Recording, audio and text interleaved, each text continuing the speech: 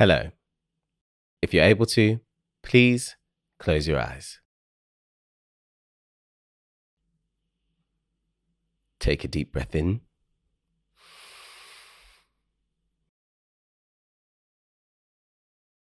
and a deep breath out.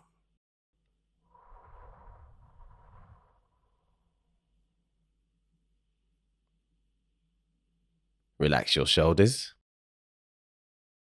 Unclench your jaw.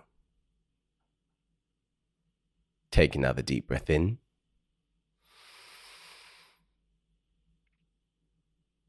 And another breath out.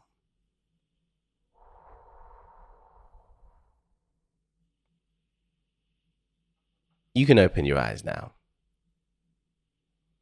My name is David, and welcome to Mindful Moments. How are you today? I hope you're well. I am very well, thank you. It is officially the start of spring. So, happy spring. Spring has sprung.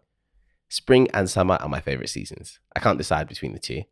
I love to be warm. I love to be in the sun. But the arrival of spring just means so much. It means so many things. Renewal, rebirth.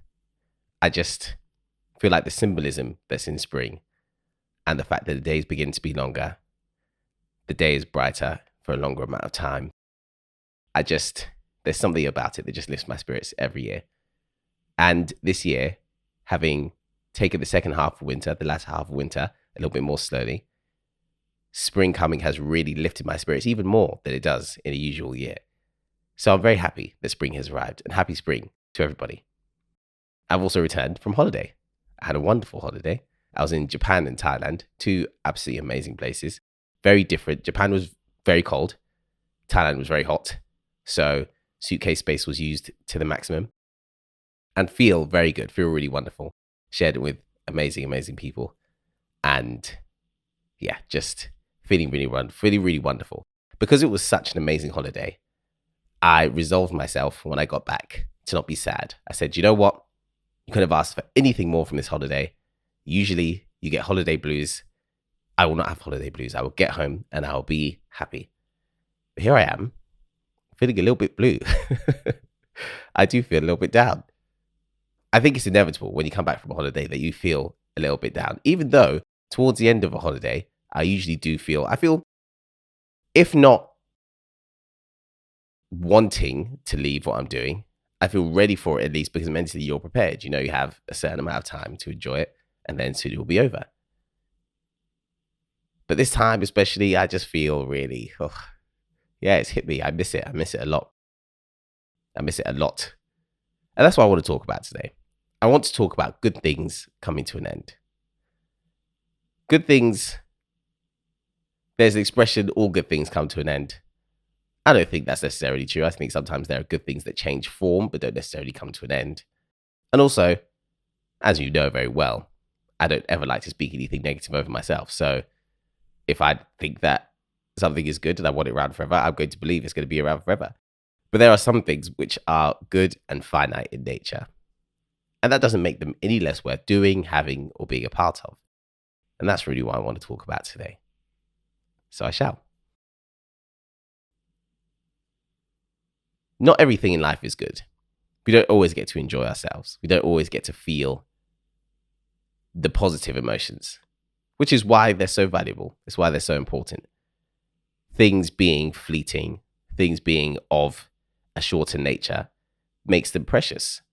Scarcity makes things precious. And some good things do come to an end. Obviously, with the example of me just being on holiday, the reason holiday is so wonderful is because it's a departure from your normal life.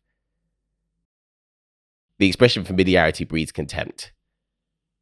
I think contempt is a strong word, but in nature, that expression, meaning that the things we're familiar with, we get tired of, is very true for human nature. We do get tired of things that are familiar to us, which is why, for example, somewhere you go for a holiday could be wonderful for the time you're there on holiday, but were it to be your full-time life, you might cease to enjoy it as much. I think that's one of the big reasons why when we leave a holiday and come back, we feel a bit blue, but eventually settle back into our lives because we do actually enjoy our lives. I do enjoy my normal day-to-day life, and I understand that every day can't necessarily be like that, which is why on holiday, I had the best time ever. First of all, the minor annoyances that might stick with you or needle you a little bit more in your day-to-day life don't stick to you like that on holiday. Someone bumps into me in the street, I might think for a few seconds afterwards, oh, that's annoying. It might lower my mood for a couple of minutes. On holiday, I let it go. I'm on holiday. What are we going to think about this for? And that determination to enjoy 100% of my time, that appreciation for the fact that my time is limited, helps me to be more present, helps me to enjoy the present more. Another reason that a holiday is so fun, the scarcity of time means that I'm more present. And it's interesting, when good things come to an end, sometimes I personally feel ungrateful for being sad about it. I feel like I shouldn't complain. I shouldn't be upset. I should just be happy that I had it. Know that, it's something that wasn't guaranteed to me, that I could very easily not have had. So I need to be grateful for having experienced it. But really, it's actually okay to be upset when good things come to an end. In fact, it's logical. It was a good thing. I really enjoyed it. I loved it, in fact. And now I don't have it anymore. Of course, I'm going to be a bit down for a little bit about it. Trying to ignore that fact in the name of, I don't know, self-righteousness, I guess, by saying, nope, I'm going to be a very good person and refuse to let myself get upset about this because that would be ungrateful of me. It's not ungrateful of me. In fact, I'm super grateful that I had that experience, which is why I enjoyed it so much, which is equally why I miss or feel the absence of it. And I've been talking about holiday, but really, just more broadly, when talking about good things coming to an end. When something good comes to an end, it's very difficult to handle. I felt positively about it because it was objectively good. I enjoyed being a part of it or having it or it being around. And now it doesn't exist anymore. I feel its absence very keenly.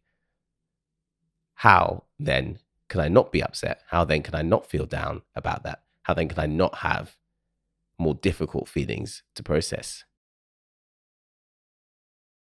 That said, good things coming to an end is a part of life. Everything has its season. Things go in cycles. And there are times where the good things we experience cease to be. It's interesting. I feel like in a lot of areas, sometimes I used to avoid good things if I knew that they weren't going to last very long. In order to prevent the pain of tomorrow, avoid this choice today.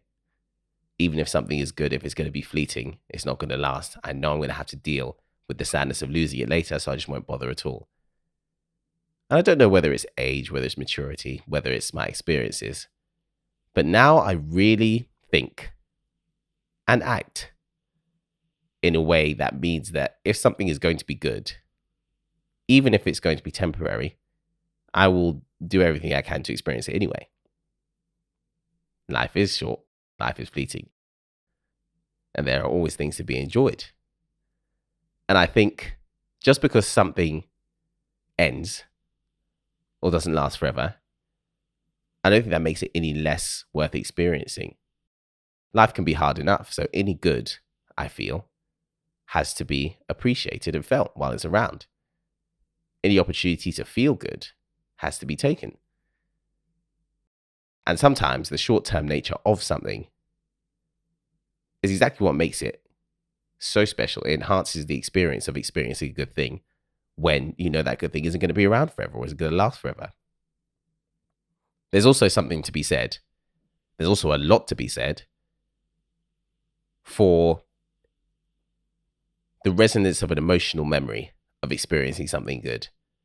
Experiencing good things gives us good memories. And the power of a memory is never to be underestimated. A lot of the things we aim for in life or we push towards are placed there in the future by having experienced something akin to it in the past. Me experiencing this wonderful holiday has made me more eager to travel in future and to see wonderful things and experience the same thing again. Something good, however fleeting, can move us so much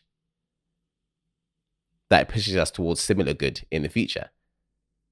The way that a good feeling echoes forwards in our lives means that even if a good thing is fleeting, even if a good thing is short, it still had the impact that it needs to have.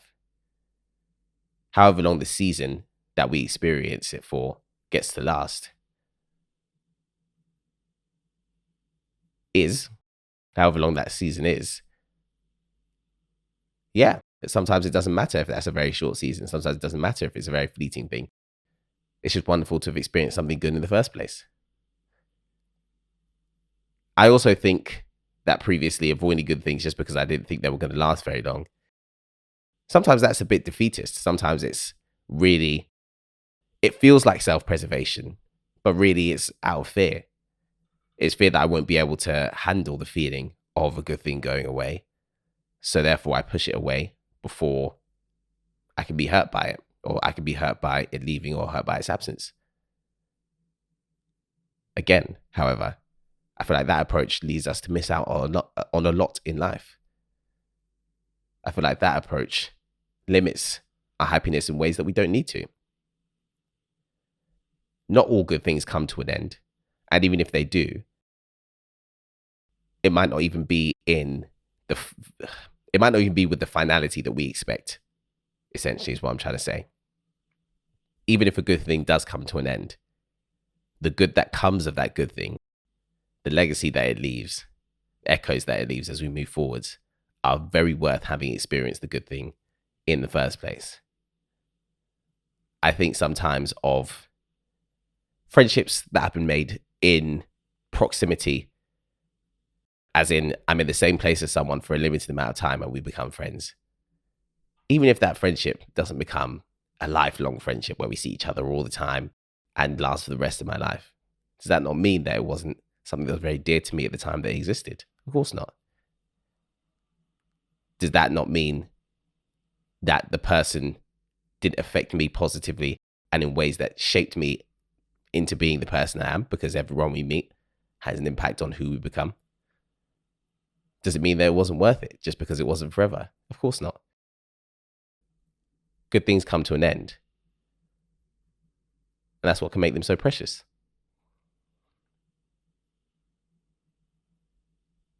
So yeah, I think the whole point of today, not that every episode needs to have a point, but if today were to have a point, I would say that I just think good things are always worth experiencing, even if they're going to come to an end, even if they're fragile or fleeting or not forever. It doesn't make them any less good. It doesn't mean that the limits of the good are confined within the time we get to experience it directly. Experiencing good things and having good memories is one of the cornerstones of our contentment. I truly believe that. So, a holiday, a job, a relationship, a friendship, anything is worth experiencing if it makes us happy, even if it may not be forever.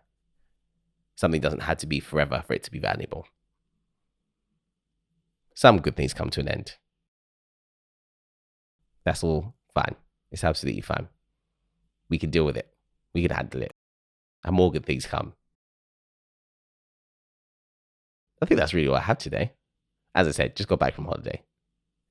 I'm gearing up to go again. But yeah, those are my thoughts.